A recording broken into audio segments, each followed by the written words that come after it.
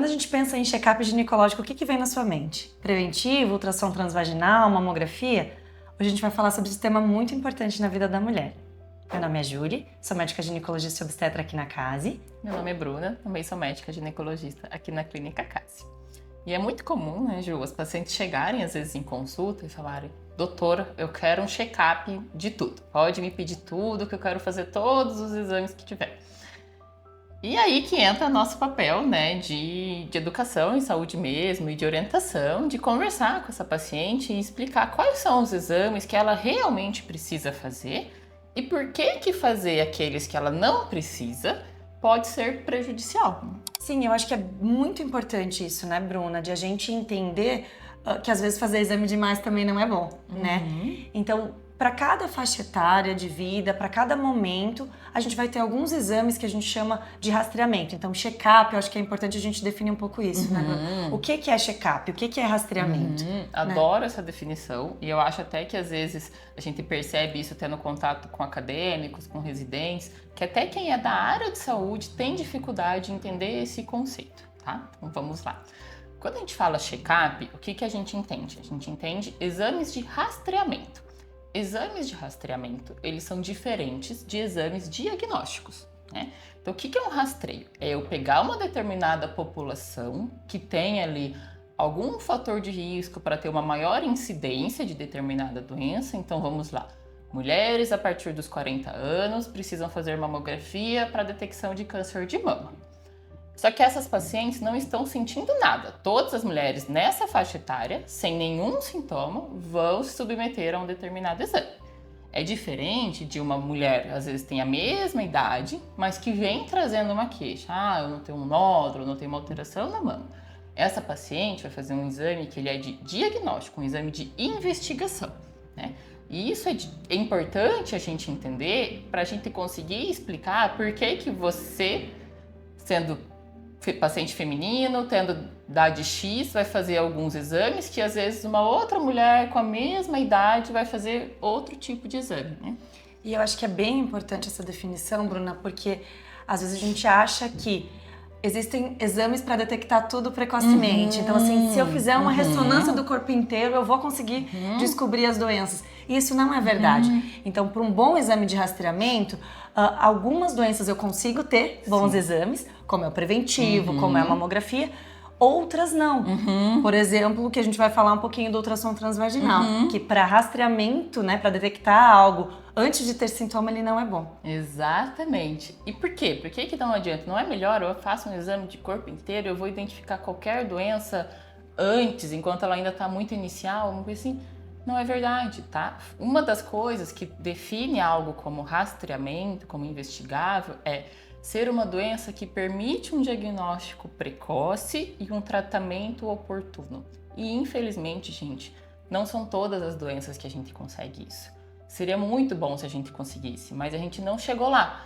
E eu acho que a gente quer ter ali um certo controle, né, sobre a nossa saúde quando a gente faz os check-ups, faz a rotina, e uma certa garantia ali com a gente, um aconchego de tá tudo bem, eu não vou morrer tão cedo, tá tudo indo bem, e os exames nem sempre trazem essa garantia pra gente, né? Então, inclusive a gente tem algumas doenças que não são consideradas rastreáveis, por exemplo, câncer de ovário, né? Que é uma doença extremamente grave, que infelizmente tem uma mortalidade extremamente alta e que não resolve, a gente não consegue reduzir a mortalidade por essa doença fazendo ultrassom transvaginal em todo mundo. Então, Bruna, e falando disso um pouco, quais são os exames que a gente pode fazer que são de rastreamento, que a gente pode detectar precocemente algumas doenças na ginecologia? Então, vamos lá.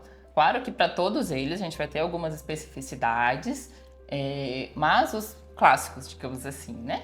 Primeiro, o rastreio do câncer de colo de útero. Então, todas as pacientes a partir dos 25 anos que já tiveram atividade sexual, e isso inclui atividade sexual seja com homens cis, sejam com mulheres, independente, tá, gente? Precisam fazer o rastreio para o câncer de colo de útero. Pode ser com o preventivo, que é o que vem já de mais tempo, mas também agora com o DNA HPV. Isso é feito a partir dos 25 anos. A gente tem também a mamografia, que é um exame que, como rastreio, lembra rastreio, quem não tem sintoma, e não tem fatores de risco aumentados e tudo mais, deve ser feita a partir dos 40 anos, tá? Idealmente, anualmente, como que recomenda a Sociedade de Ginecologia e a Sociedade de Mastologia, tá? Mas lembrando, se no teu caso você tem fator de risco, tem algum outro motivo que esse exame deixe de ser propriamente um rastreio populacional, pode ser que você precise antecipar esse exame ou mesmo fazer um outro tipo de exame, como uma ressonância das mamas, tá? Seguindo para um que muitas pacientes querem fazer de rotina, mas que não é bem assim, que é o ultrassom transvaginal. Você quer falar um pouquinho dele? Por que a gente não faz ele de rotina e quando que a gente faz, então? Tá. O ultrassom transvaginal, para rastreamento, ele não serve. Como a Bruna já falou um pouquinho, a gente consegue olhar, o colo do útero a gente faz pelo preventivo, o ultrassom serve pra gente olhar endométrio, camadinha de dentro, ovário, e são 2 tipos de cânceres, principalmente o de endométrio e o de ovário, que eles não são rastreáveis. Então, assim, não adianta eu fazer numa paciente que não tem sintomas, que não sente nada, para a detecção precoce desse câncer. Eles são utilizados para a gente fazer diagnóstico. Então, a gente vai utilizar eles para quando tem um sangramento uterino anormal, ou seja, um sangramento menstrual diferente, quando tem, às vezes, dores pélvicas, né? Alguma alteração de ciclo menstrual, sangramento aumento de volume abdominal. Aumento de volume abdominal, sangramento pós-menopausa, então é muito importante a utilização do ultrassom transvaginal. Então, assim, entrar na lista de check-up do exame enviado antes da consulta, sem a gente avaliar a queixa, ultrassom transvaginal não serve, né, Bruno? E daí acaba que quando a gente faz um exame sem ter uma indicação, a gente acaba, às vezes, entrando numa cascata de problemas que não existiriam. Então, às vezes, a gente tem um achado benigno que acaba levando à realização de um outro exame mais invasivo, que coloca alguma coisa em risco, gera ansiedade, faz essa paciente ficar, às vezes, preocupada por algo que não precisava. Exatamente. Seguindo aí nos rastreios ginecológicos, a gente tem também o rastreio das infecções sexualmente transmissíveis. Então, é importante também entender, né, Bruna, que sim, a gente tem exames de rastreamento para ISTs, né, para infecções sexualmente transmissíveis. Porque a gente tem sim infecções que não dão sintomas, principalmente clamídia, gonococo, que a gente vai colocar ali.